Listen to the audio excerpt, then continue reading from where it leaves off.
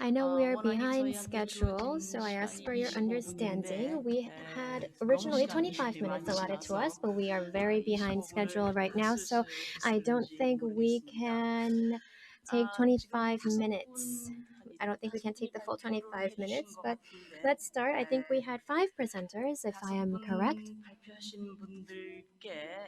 To the 5 presenters, with our 5 presenters in this panel discussion, I would like to ask you as experts in the Jang culture, and thank you so much for your informative presentations about Jang culture and your expertise that showed us your expertise. So in this panel discussion, what I would like to do is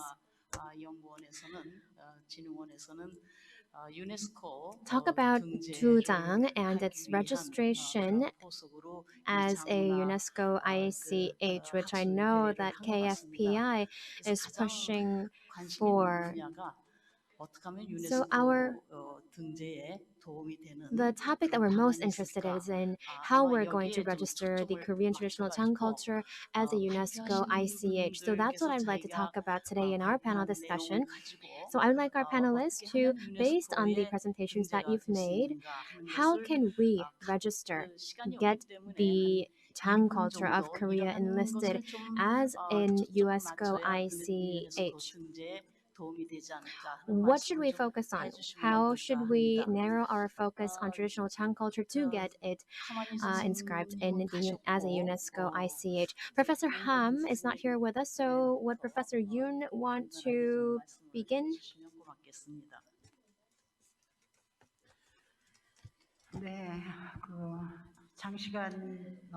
Ladies and gentlemen, first allow me to thank you for staying with us throughout the forum. I'd like to step back a bit and talk about the introductory part of my presentation, where I talked about how UNESCO looks at potential intangible cultural heritage. What they say is they look for the environment, history, and community interconnectedness that is continuously and endlessly reinvented in order to provide a sense of identity and unity to the people and contribute to so that individuals recognize it as a part of their cultural heritage.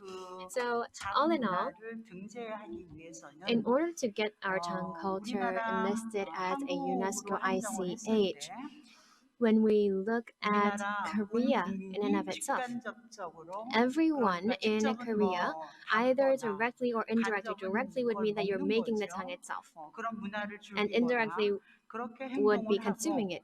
These activities, directly or indirect activities, need to be promoted, and the concept of Jang culture itself, reinventing it would be adding new values. For example, recently I watched a TV show where a medicinal doenjang was being made. And I was watching that and I was thinking, it really looks like Chinese sushi. Of course, you fry the beans for sushi, and of course, with our medicinal doenjang, what you do is you just steam it, but then you mush it. So it's completely a Chinese type of way of making doenjang, and then you add some different powders, green powders and stuff. So I was very interested in that process. And I saw that they would create a block out of it, meju, out of it. And that meju was also, that type of process was also shown in the Japanese presentation, but not in China. It's not that common in China. So you would make a meju out of it, dry it, and then make it into powder. So these internal changes are going on. So there are new, different types of ways that I've never seen before of making this Jang in Korea as well. So this is what we are reinventing, and we talk about the smell of doenjang and Dongguk as well. These are all different types of identities that live deep in our ways of daily life. So I think incorporating all of this would help make it an UNESCO ICH. Well, to save time, I don't think I need to summarize what she said. I believe you had a very clear understanding on what she just said. Now, I'd like to invite Professor Bae Yong-dong for your comment or advice or the suggestion for successful inscription. Okay, let me respond to your request. I think the comments were already made by other speakers, so let me just add a few more points. First of all, we are talking about the meju, and we make meju, and we also make a doenjang. Well, this process actually embodies the transmission culture. So we also need to modernize this process in some sense. Well, we are living in the modern residence setting called apartment complex. And of course, this is very much difficult to make doenjang in this environment. So maybe that is the kind of barrier against the making barrier as well as the consumption of the jang in some sense. Well, we have this reality, and I think we need to have a kind of a concerted approach where the food processing sector as well as the cultural sector should join together to come up with the right approach. And of course, we also need to borrow the wisdom from the architecture experts so that we could have a more favorable environment to make jang or the doenjang. So let me give you an example. Well, we have a kimchi refrigerator, and I know that they use the unique mechanism of the kimchi pot that we use in the old days. Then we also can apply it into the container of the kimchi for the jang. So would there be any way to modernize the container? And at the same time, would there be any way to dilute the smelling feature of the jang? So because that the smell can be the restraints. Of course, we are very much proud of it, and we say this is ours, and what can we do about it? But thinking about the younger generation, especially looking back about the 20 days or 3 days, definitely there's a change in the preference of the texture or the mouth feel or the touch feel in the food. So this is something that we should not overlook. And another point is that I think I actually didn't mention this one in my presentation or the Q&A session. And I sometimes we have a core family and they may not have any other children. So we also can provide more diverse programs so that we can invite the people into this kind of activities and campaigns so that people also can experience and take a look at it and then even carry what they have made in that jang making class. Well, Chang definitely is a slow food, but at the same time, this is the food for sharing. So this can be shared among different generations, also among different the rural areas and the urban areas. This way, we also can encompass the more extensive consumption base. That is one way to have more solid the position of the Jang. Thank you. 네, 감사합니다. Thank you. 그러면 그 다음에는 Then next up, Professor Choi Kyung.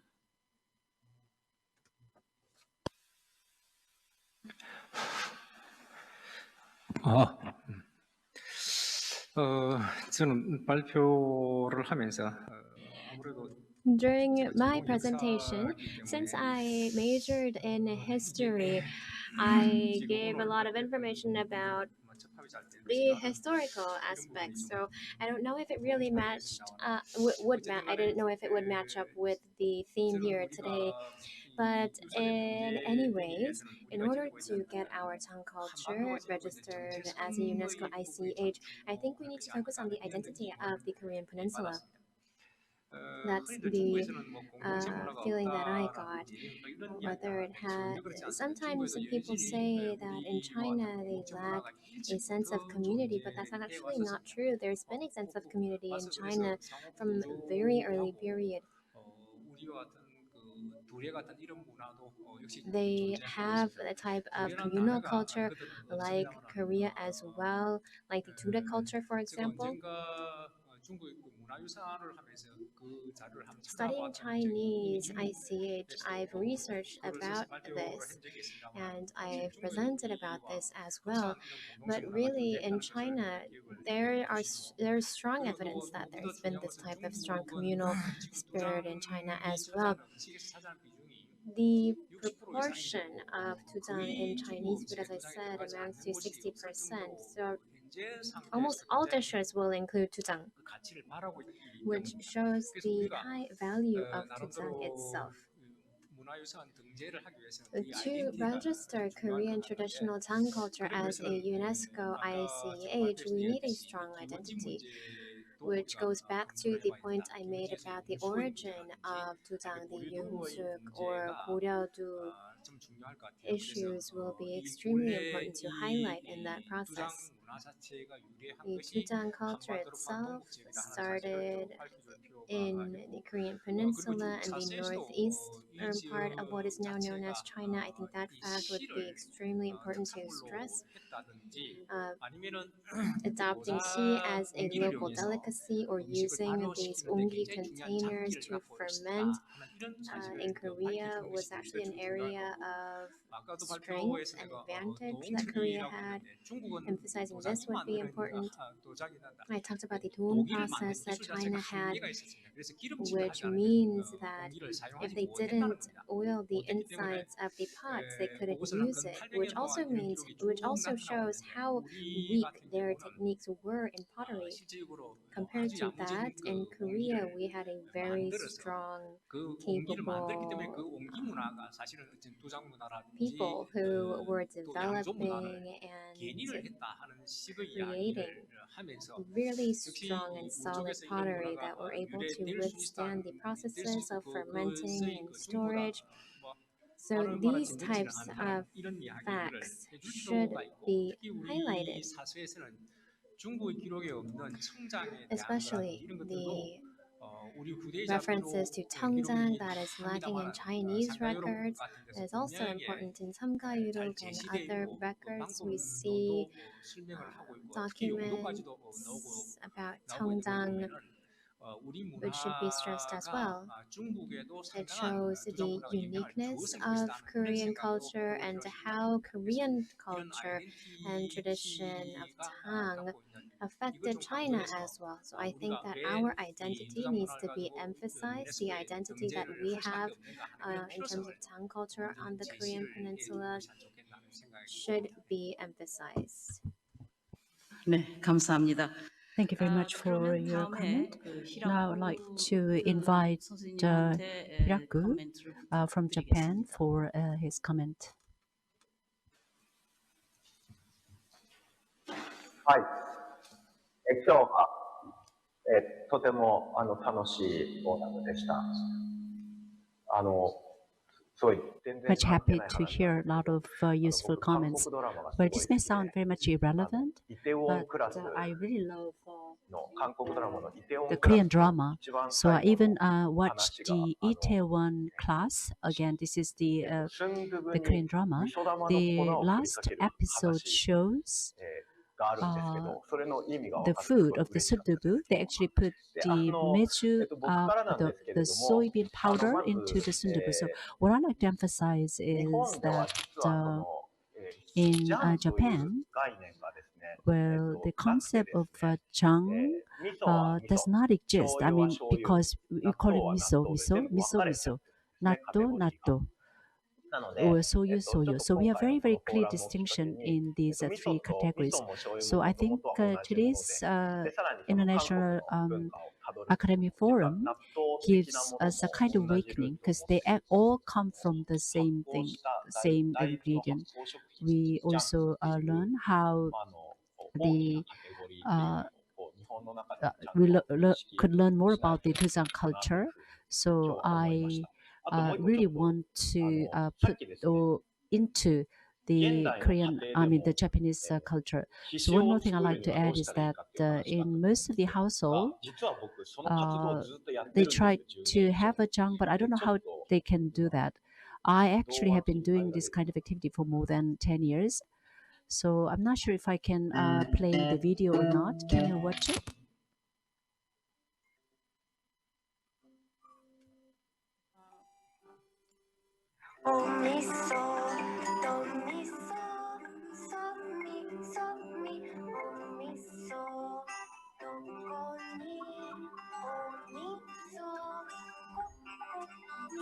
You first crush and then make a lump, and then you put it into the package, and they make it for you.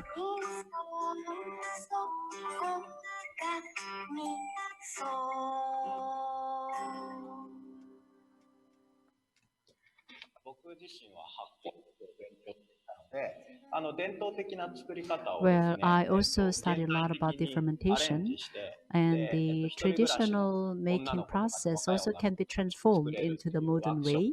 And sometimes the single household, like a single ladies, also can make the miso. So if you want to have further information, you can just enter my name. Then you can watch the video in YouTube. So this is the Korean doenjang, and I also uploaded the animation where you can learn how to make doenjang or the jang in a very easy way. I also like to promote this kind of activity to the people around me. Thank you. 우리가 시간이 얼마나 Thank you 남았나요? for your comments. How much time do we have left? 9분요? 9 minutes? 8분? 8 minutes? 8분. 8분이 남았답니다. Okay, so we have 8 minutes left. 귀한 말씀을 잘 들었고요. First off, thank you for your comments. 기회를 드리겠습니다. I would like to give an opportunity to one panelist. If any of our panelists would like to elaborate on how Korean traditional tongue culture can be registered as a UNESCO ICH, any additional comments would be much appreciated. Anyone, just raise your hand.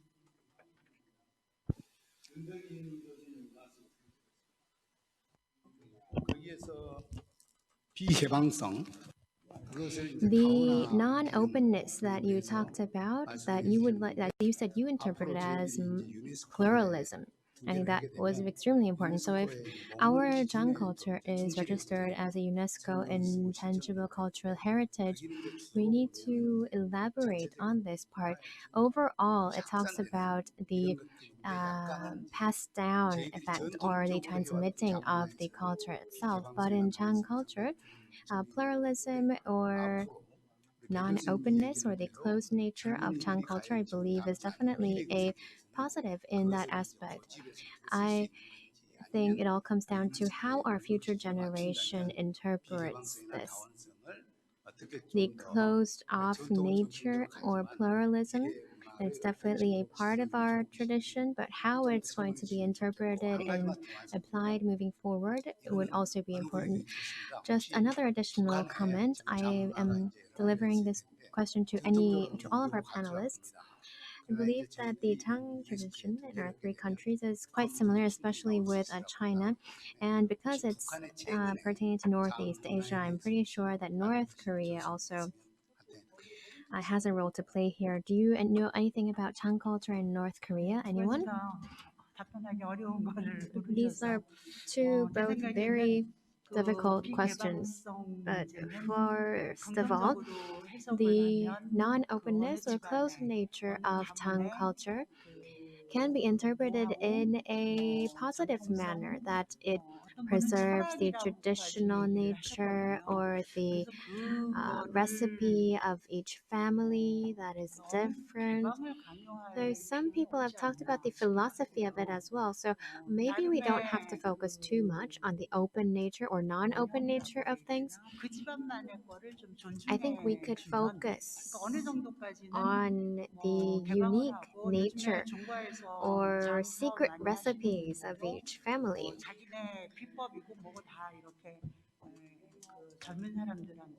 These secret recipes are, of course, passed down to the younger generation, but I don't think that we can force people's hand on this issue. Of course, it's passed down from generation to generation, but it's up to the person who wants to pass it down and also to the people who are learning this and inheriting this. So passing it down is definitely up to the actor. So it's something that's a very cautious area that I would like to tread upon. It might be a sensitive topic. We can't ask everyone to open up their recipe and give it out to everyone. And so if they want to keep it a family secret, then we have to definitely respect their wishes.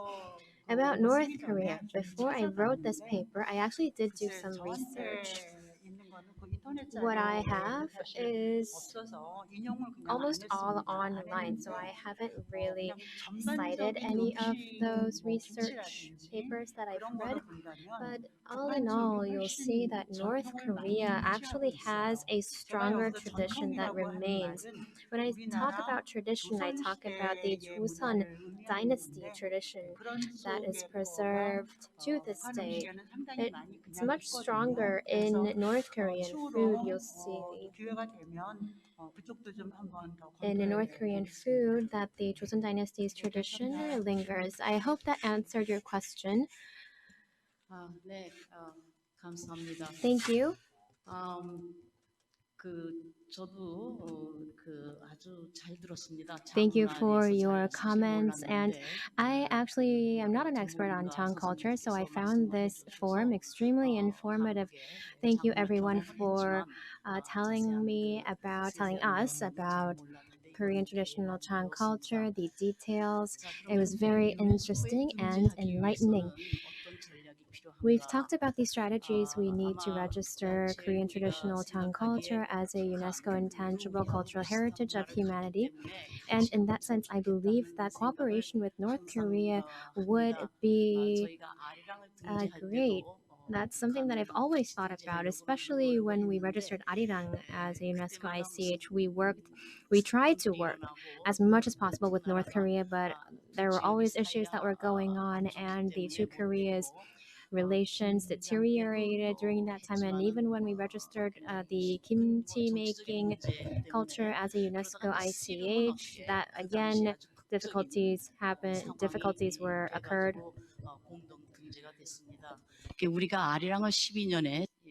And wrestling, however, was jointly registered. And in 2013, North Korea registered Arirang, and after we registered kimchi making, North Korea registered kimchi making as well.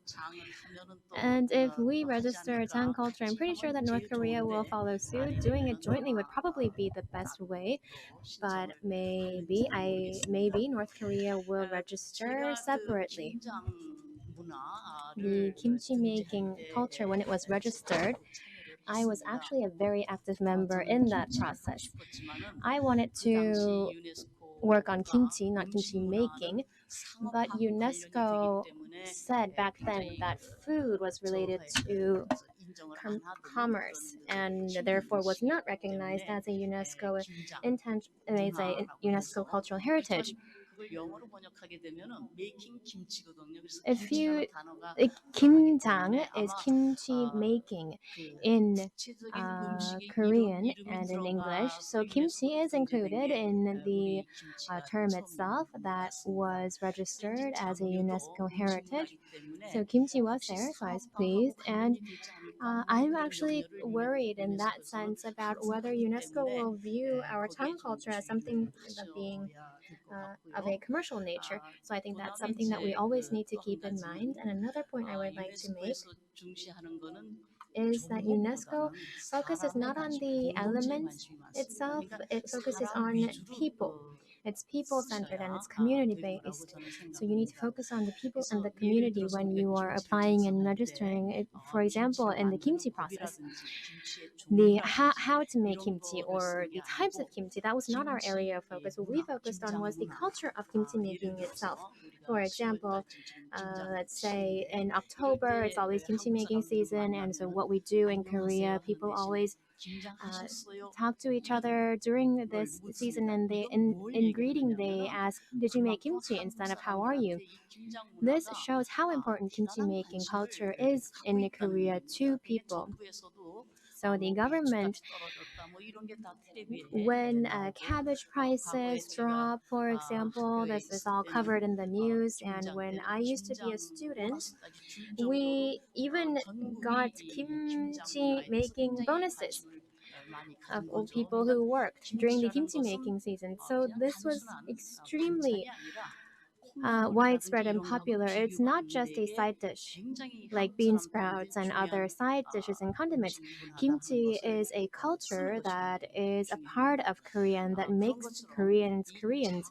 That's what we emphasize, and I think that's needed in the tongue culture registration as well, what it means to Koreans as a culture. What we think about tongue culture, I think we need to really identify how Koreans relate to and identify with tongue culture. For example, imagine that you are explaining Tang culture to a foreigner who has never heard about Tang, and you try imagining that you are persuading someone that it needs to be enlisted as a UNESCO ICH. Emphasize the importance and emphasize why it is that important. I think that is needs to be the focus. And one more thing I'd like to add is where the title is very much important, because we mentioned Tujang culture in our forum today. Well, in that case, maybe Japan or China claimed, oh, we also have a Tujang culture. So again, this is a bit related to the language or the terms that we call. So of course, some people say that, oh, maybe this is so much universal, so it cannot be that much special. Because if you say the Korean language, then every country has a language. However, if you call it Hangul, then it may have a slightly different features, and nobody else would raise any issue or the question about it.